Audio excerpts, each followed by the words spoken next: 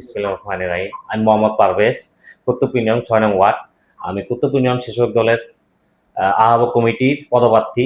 আমি ইনশাল্লাহ আগামীতে যদি আমাকে দল মূল্যায়ন করে স্বেচ্ছাসেবক থেকে, অবশ্যই আমি ইনশাল্লাহ সেবক হিসেবে কাজ করতে চাই এবং আমাদের দলে যারা থাকবে ইনশাল্লাহ সকলকে মূল্যায়ন করব। আমি ইনশাল্লাহ ফোকাস দেব আমাদের সাথে যারা ছাত্রদল করছে সকল ভাইদের মূল্যায়ন করব ইনশাল্লাহ।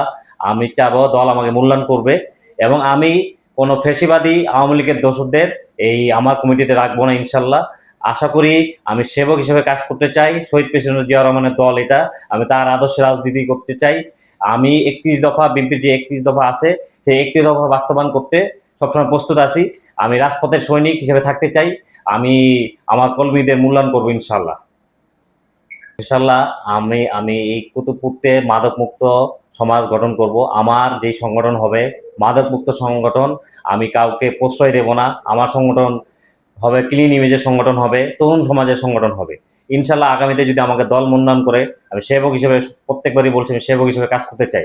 আমার দলের স্লোগান স্বেচ্ছাসেবক জনতা গড়ে তোলো একতা।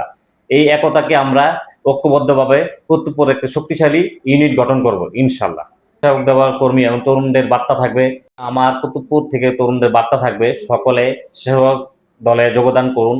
আগামী তরুণ হবে কুতুবপুর তরুণের নির্ভরশীল এবং স্বেচ্ছাসেবক কমিটি করতে চাই তরুণদের নিয়ে। ছাত্রদল প্রত্যেকটা ছাত্রদলের কর্মীদের আহ্বান করব আপনারা স্বেচ্ছাসেবকে যোগদান করুন। এবং আগামীতে আর একটা আমার থাকবে, ভূমিকা থাকবে, জাতীয় ইলেকশনে যাকে দল থেকে নমিনেশন দেবে তার পক্ষে আমরা কাজ করবো ইনশাল্লাহ। দানের শীষকে জয়যুক্ত করব। দল যদি আমাকে মূল্যায়ন করে, আমাকে যদি দায়িত্ব দেয়, আসলে পদটা হলো উপর আলাদা পদার্থ দান করা।